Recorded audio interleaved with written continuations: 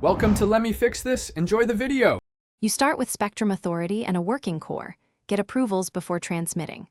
First, install your chosen core stack, Open Air Interface or SRS RAN, on a dedicated Linux server. Allocate 4+ CPU cores and 8+ GB RAM. Next, connect your SDR or small cell to the server via Ethernet.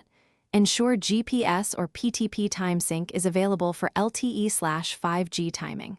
Once connected, provision test subscriber identities, IMSI, and SIM profiles in the core so devices can authenticate during initial attach.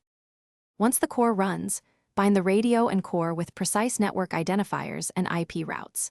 Configure PLMN, TAC, and APN entries in the HSS/UDM so the core recognizes your subscribers, then set MME/AMF parameters for attach and paging workflows.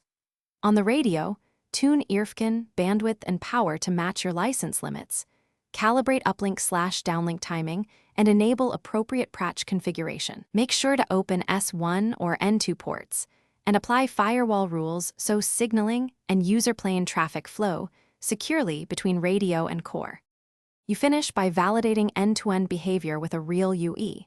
Perform attach and establish a data session, then measure throughput and latency.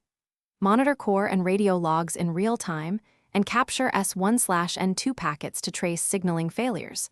Look for missing authentication vectors or rejected APNs. If things break, first verify time synchronization and correct PLMN/TAC values, then check IP routing and NAT. Also, reduce transmit power to avoid interference. Often that alone resolves registration failures and unexpected disconnects. Thanks for watching. If you found this helpful, don't forget to like and subscribe.